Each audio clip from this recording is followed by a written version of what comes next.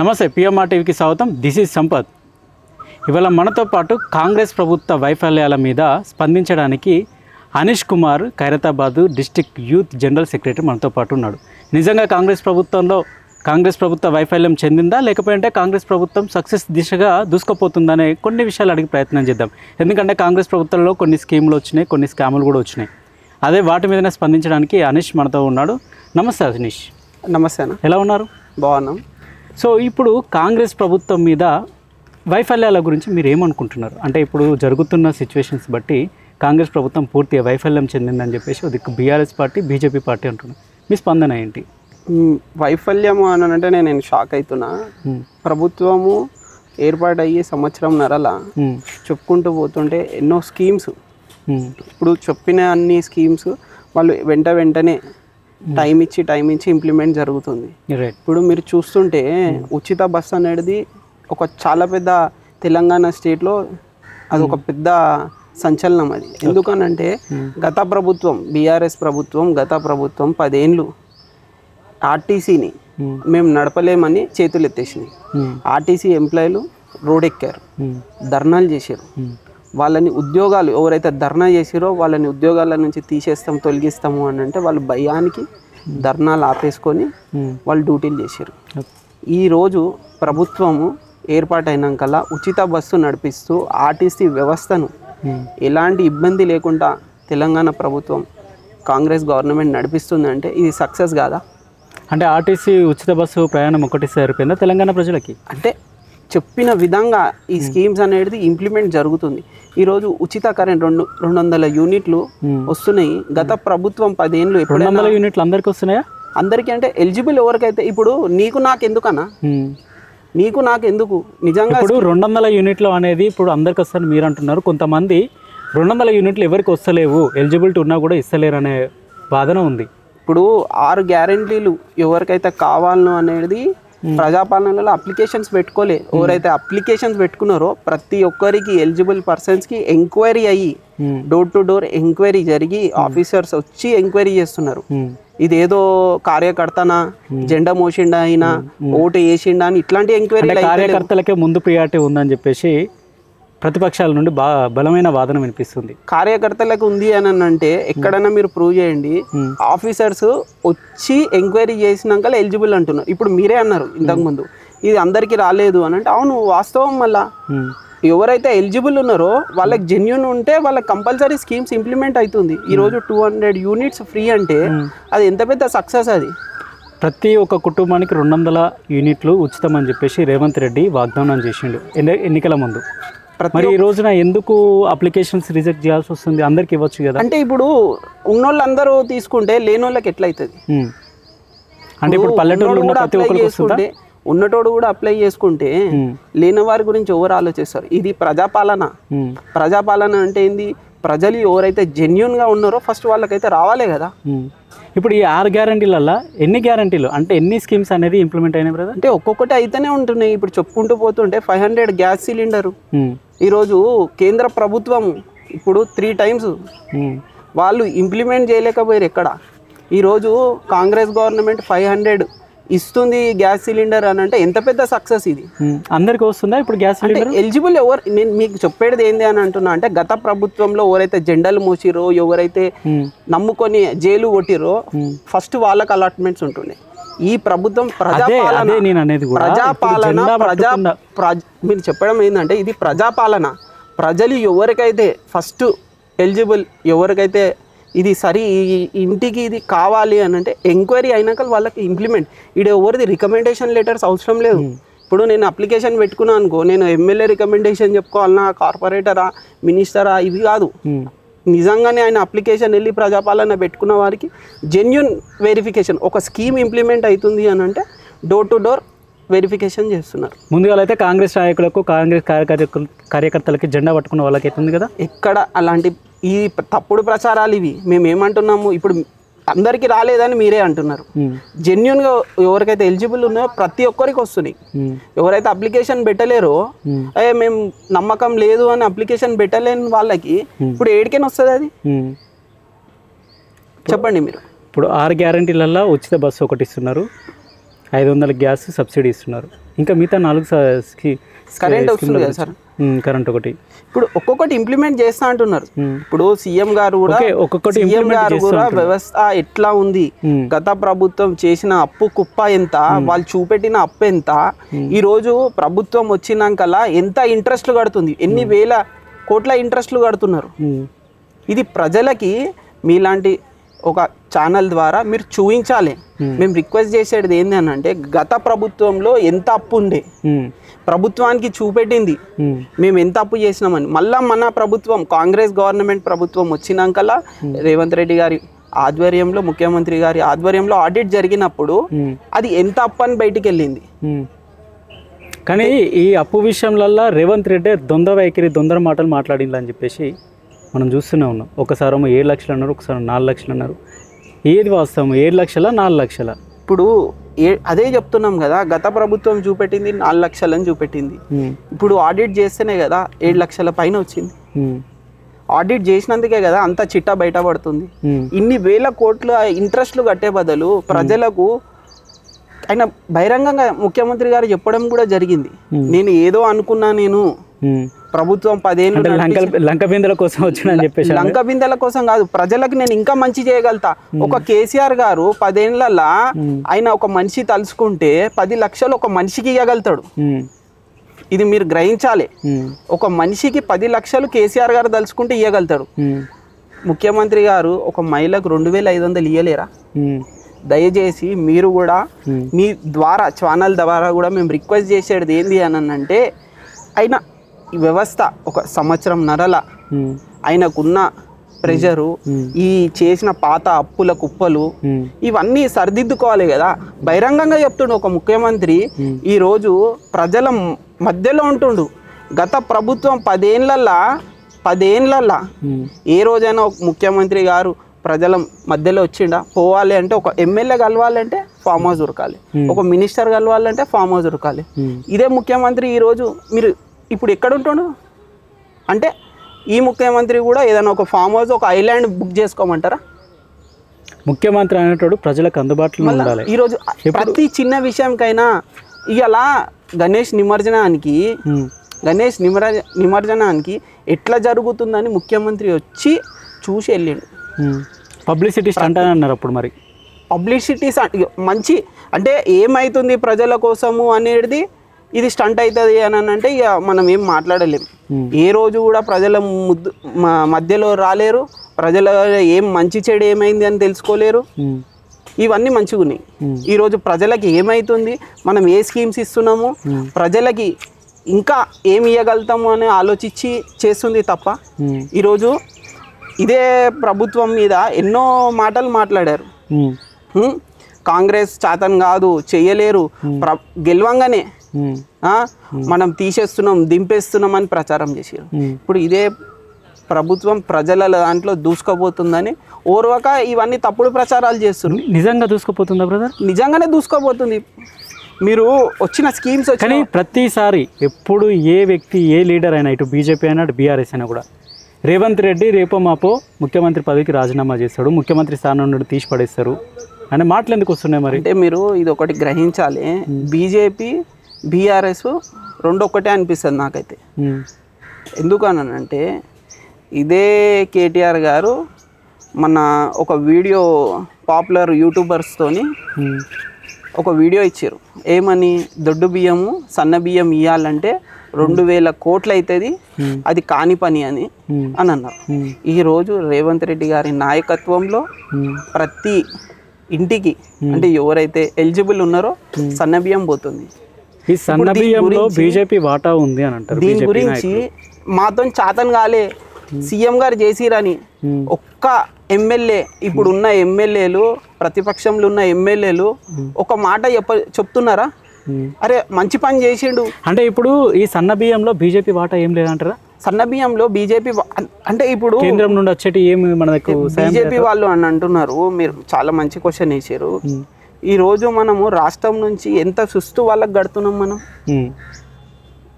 అట్లా అంటే ఇప్పుడు గవర్నమెంట్ వాళ్ళు నడిపిస్తున్నారు అని అంటే మా తెలంగాణ వల్లనే నడిపిస్తున్నాం అని అంటున్నామా? ఇప్పుడు ఇది ఒక ఆలోచన, ముఖ్యమంత్రి గారి ఆలోచన. మనము సన్న బియ్యం గరీబోని ఇంటికి ఇవ్వాలి. ఇలా సోనా మసూరి రైస్ మనం కొనాలంటే ఎన్ని రూపాయలు ఉన్నాయి సార్? 50, 56, 60 రూపీస్ ఉన్నది పర్ కేజీ. 50 నుంచి 60, 70 దాకా ఉంది. ఈరోజు అట్లాంటి వాళ్ళకి ఒక్కొక్క ఇంటికి ఎంత వస్తుంది సార్? ఒక మనిషికి ఎన్ని కిలోలు? 6 కిలోలు వస్తుంది. 6 కిలోలు వస్తుంది. ఒక ఇంట్లో ఎంతమంది ఉంటారు? 4 నుండి 5, 6. 4 నుండి ఒక 5 మంది ఉంటారు. అంటే ఒక ఇంటికి 30 కిలోలు బియ్యం. ఈ సంకల్పము ఆయన మంచి ఆలోచనతో చేసిండు కదా. ఇప్పుడు అది ఆయన మళ్ళా ప్రభుత్వం బీజేపీ కేంద్రంలోనే ఉంది కదా, 12 ఏళ్ళు కేంద్రంలోనే ఉంది కదా. ఇప్పుడు వాళ్ళకు కూడా వేరే వేరే రాష్ట్రంలో వాళ్ళ ముఖ్యమంత్రి ఉన్నాడు కదా, బీజేపీకి సంబంధించిన ముఖ్యమంత్రి ఉన్నారు కదా. మళ్ళీ ఎందుకు వాళ్ళు ఆలోచించాలి? ఇది సంకల్పం, మంచి ఆలోచన. మనం గ్రహించాల్సింది ఏంటంటే ఒక ముఖ్యమంత్రి బాధ్యతగా తన యొక్క ప్రజలకు ఏది చేస్తే మంచిది అని ఈ విధంగా ఆలోచిస్తుండు. ఇప్పుడు ఈ స్కీమ్ ఇంప్లిమెంట్ కాగానే డప్పు పట్టుకుని చేతిలో ఇది మేము ఇస్తున్నాం అని డోలు కొడుతున్నారు. ఇది ఎంతవరకు కరెక్ట్? ఇది కానీ బీజేపీకి నాయకులు అనేది ఏంటంటే సెంట్రల్ నుండి వచ్చే ఈ 6 కిలోలలో ఏదైతే ఉందో అందులో 5 కిలోలు సెంట్రల్ నుండే వస్తుంది, కిలో మాత్రమే రేవంత్ రెడ్డి ఇస్తుండు, అది సన్న బియ్యంగా మార్చి ఇస్తాడు అని చెప్పేసి ఒక వాదన. నేను ఏమంటున్నా, ఈ రోజు మీరు ఈ విధంగా మాట్లాడుతున్నారు కదా, ఈ ఆలోచన ఎవరు తెచ్చారని అడుగుతున్నా నేను. బీజేపీ వాళ్ళు తెచ్చిన ఆలోచన సన్న బియ్యం ఆలోచన బీజేపీ వాళ్ళు తెచ్చిరా? ముఖ్యమంత్రి ఆలోచన కాదా? అది మీకు తెలవాలా మరి? మిమ్మల్ని ప్రశ్నిస్తున్నాము. ఎందుకనంటే ఇప్పుడు ఇప్పుడు తెలంగాణ స్టేట్ లో అయితే కాంగ్రెస్ ఉంది, వేరే స్టేట్ లో అయితే బీజేపీ ఉంది కదా, కొన్ని స్టేట్లలో బీజేపీ ఉంది కదా. మళ్ళీ ఎందుకు ఇవ్వలేకపోయింది? ఫస్ట్ ఇది మొత్తం ఇండియాలో ఫస్ట్ స్కీమ్ ఇంప్లిమెంట్ అయింది ఎక్కడ? అంటే కాంగ్రెస్ రేవంత్ రెడ్డి చేసే ఈ పథకాన్ని వాళ్ళు బీజేపీ వాళ్ళు డబ్బు కొట్టుకుంటారన్నా అంతే అంటాం మేము. ఆలోచన ఇప్పుడు మేమే ఇస్తున్నాము మేమే చేస్తున్నాము అని అంటున్నారు కదా, తెలంగాణ నుంచి వాళ్ళు ట్యాక్స్ కట్టించుకుంటారే. Right brother. ఇప్పుడు మీరు తెలంగాణలో కాంగ్రెస్ ప్రభుత్వం ఉంది కాబట్టి కాంగ్రెస్ ప్రభుత్వం సన్న బియ్యం ఇచ్చిందని అంటున్నారు. వేరే రాష్ట్రాల్లో కూడా కాంగ్రెస్ ప్రభుత్వం ఉంది కదా, అక్కడ ఎందుకు సన్న బియ్యం ఇంప్లిమెంట్ చేస్తారు? ఇప్పుడు మా ఆలోచన, ఇప్పుడు సీఎం రేవంత్ రెడ్డి గారు చేసిన ఈ ఒక మంచి ఆలోచన ఇంప్లిమెంట్ అవుతుందొచ్చు మేము భావిస్తున్నాము. వేరే వేరే స్టేట్లో కూడా ఇంప్లిమెంట్ చేస్తారని. అంటే ఒక స్కీమ్ ఇంప్లిమెంట్ కావడానికి ఎన్ని నెలల టైం పట్టొచ్చు? ఇప్పుడు సన్నబియ్యం అయితే ఇమీడియట్ ఇంప్లిమెంట్ అయింది కదా, మొన్న అయితే ఎలక్షన్ కోడ్ ఉందని ఆపిరు. ఇప్పుడు అందరికీ రైట్. ఇప్పుడు సన్న బియ్యం గురించి అంటున్నారు కాబట్టి మరి రేషన్ కార్డు ఎంతమందికి వచ్చింది? అందరికి వచ్చిందా అప్లికేషన్ పెట్టుకున్న వాళ్ళందరికీ? సార్ మీరు మంచి ప్రశ్న చేస్తారు, మంచి క్వశ్చన్ వేసారు. రేషన్ కార్డ్ అనేది అది ఒక హక్కు. అది ఎందుకనంటే ఈరోజు ఒక గరీబ్ పరిస్థితులు ఉన్న వాళ్ళు ఒక హాస్పిటల్లో చూపెట్టుకోవాలంటే లక్షలు ఖరీదు అవుతుంది. ఒక చిన్న జబ్బు వచ్చిందంటే వాళ్ళు పెట్టుకోలేక ఇక్కడ చూపెట్టుకోలేక తడపరాని చేస్తారు. కానీ 10 ఏళ్ళల్లో ఎంతమందికి రేషన్ కార్డులు ఇచ్చారు? అదే నేను అనేది 10 ఏళ్ళల్లో బీఆర్ఎస్ ప్రభుత్వం ఉన్నప్పుడు రేషన్ కార్డు ఒక్కరికి కూడా ఇవ్వలేదు. అదే కాంగ్రెస్ ప్రభుత్వం వచ్చింది, రేషన్ కార్డ్స్ అందరికి వస్తాయి అనుకుంటే ఇప్పుడు ఎంతమందికి వచ్చినాయి రేషన్ కార్డ్స్? సార్ నేను ఫస్టే చెప్తున్నా, నేను ఇప్పుడు కూడా మేము మీకు చెప్పేది ఏంటంటే ఇది ప్రజాపాలన. ప్రజలు ఎవరైతే ఎలిజిబుల్ ఉంటారో 101% వాళ్ళకి ఎవరు వద్దన్నా ఎవరు కాదన్నా ముఖ్యమంత్రి గారు డిసైడ్ అయ్యారు. జెన్యూన్ ఉన్న వాళ్ళకి కంపల్సరీ వస్తుంది. కోట్లు పెట్టుకొని నేను వైట్ కార్డ్ అప్లై చేసినా నాకు కావాలి అని అంటే రాదు. ఎవరికైతే నిజంగా అవసరం ఉంది 100% వస్తుంది. ఈ వచ్చే దాంట్లో కాంగ్రెస్ కార్యకర్తలు లేరా? డబ్బున్న కాంగ్రెస్ కార్యకర్తలు మీరు మాటికి ముందు కాంగ్రెస్ కార్యకర్తలు అని అంటున్నారు. నేను రిక్వెస్ట్ చేస్తున్నా మీకు, స్కీమ్ ఇంప్లిమెంట్ అయినప్పుడు ఎవరు వచ్చి డోర్ టు డోర్ సర్వే చేస్తున్నారు అనేది మీరు ఎంక్వైరీ చేయాలి. అఫీషియల్స్, జిహెచ్ఎంసీ అఫీషియల్స్, వాళ్ళకి ఎంఆర్ఓలో పనిచేసే వాళ్ళకి అక్కడ అఫీషియల్స్కి అలౌట్ అవుతుంది.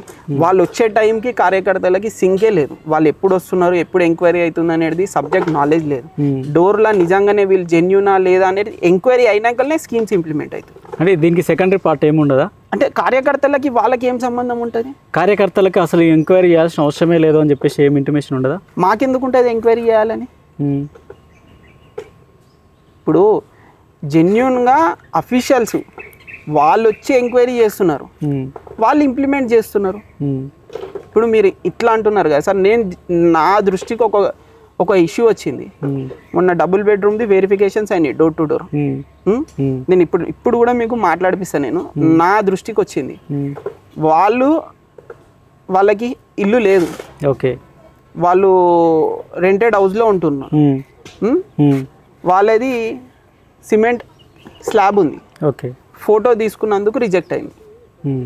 ఎందుకు రిజెక్ట్ అయింది అని అంటే సిమెంట్ స్లాబ్ అంటే స్ట్రిక్ట్ ఇన్స్ట్రక్షన్స్ ఉన్నాయి అక్కడ. రైట్. ఇందిరమ్మ ఇళ్ళ గురించి అడుగుతున్నారు అంటున్నారు కదా, మాట్లాడుతున్నారు.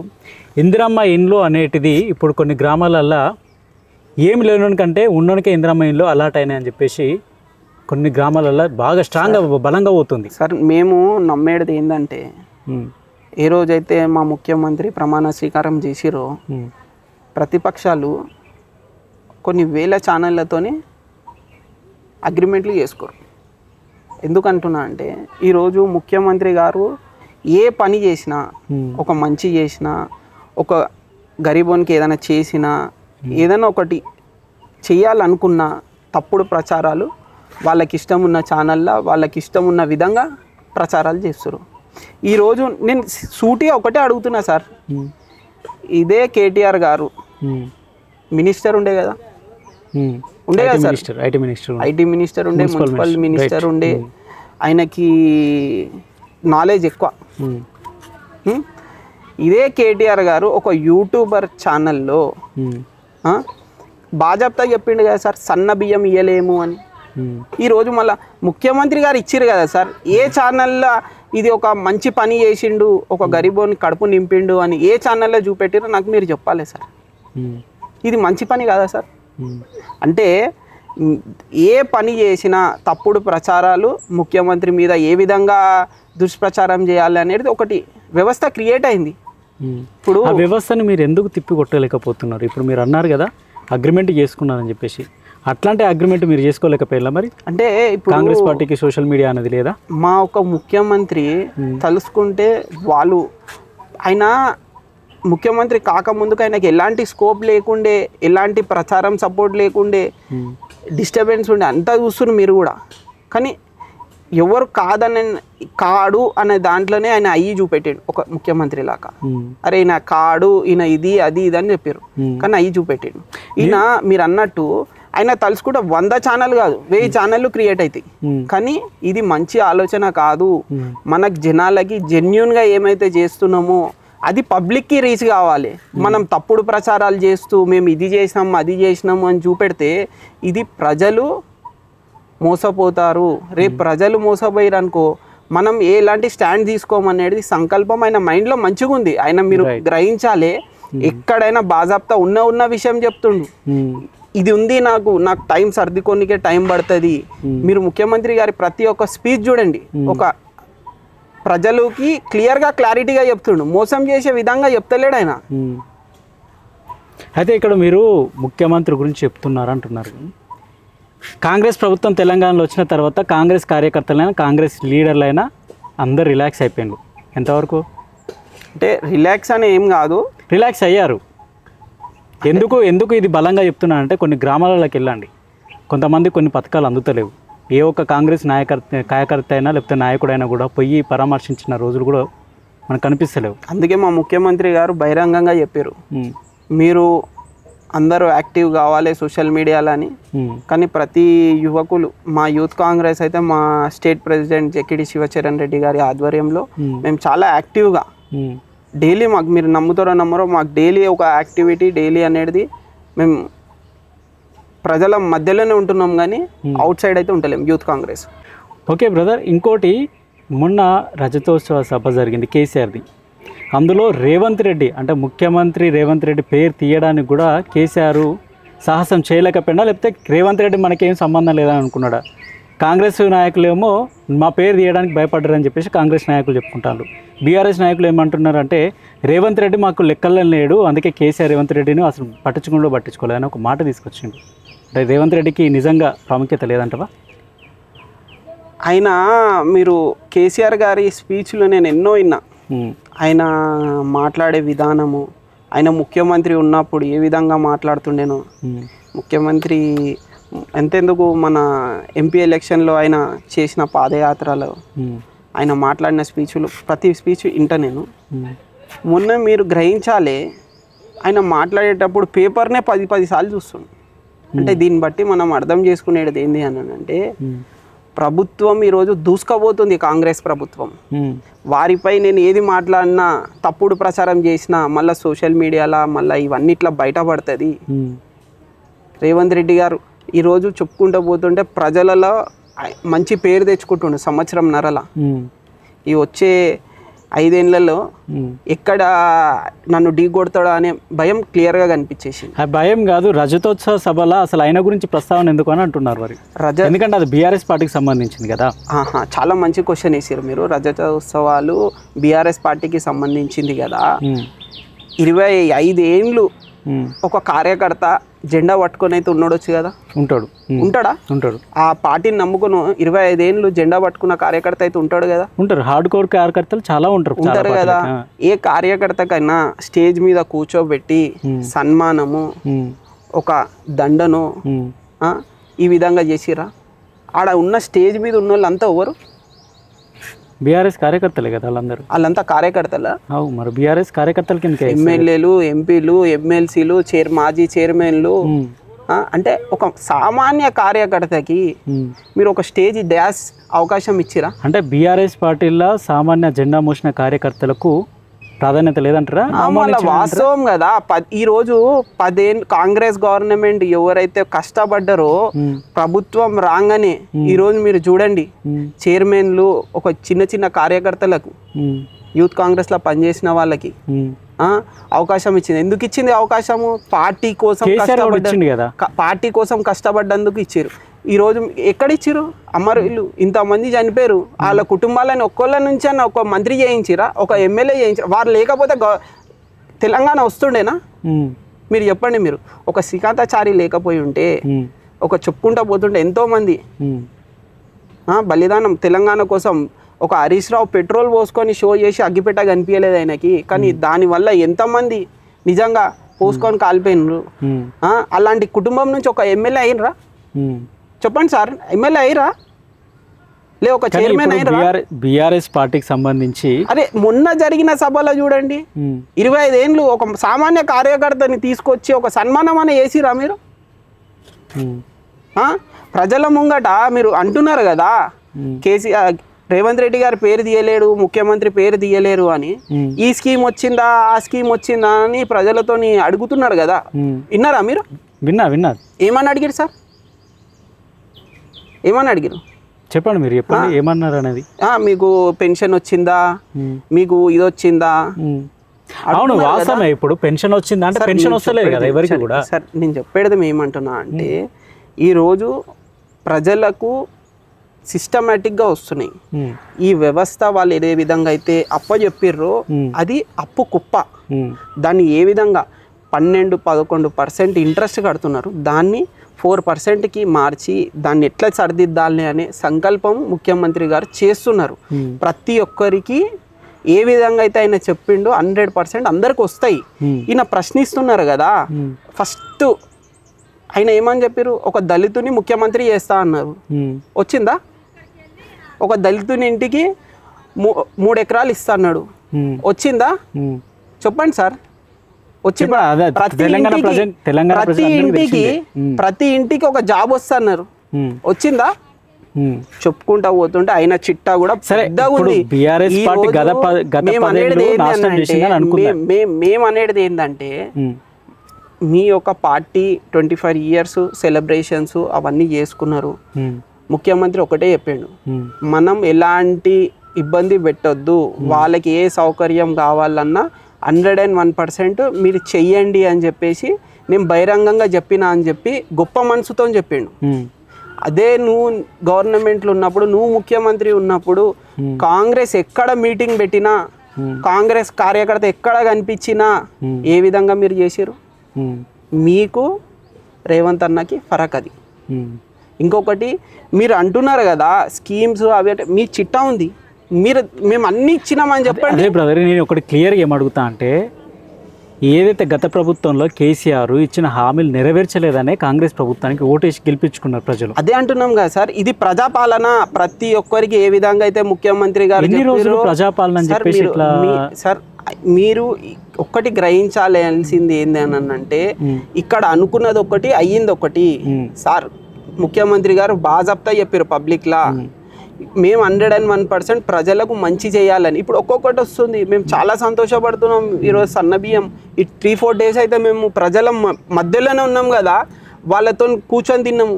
వాళ్ళు ఎంత సంతోషంగా ఉన్నారు. సన్నబియ్యం ముచ్చట పక్కన పెడితే ప్రజాపాలనలో రైతులకు అరిగోస పుచ్చుకుంటాడు రేవంత్ రెడ్డి.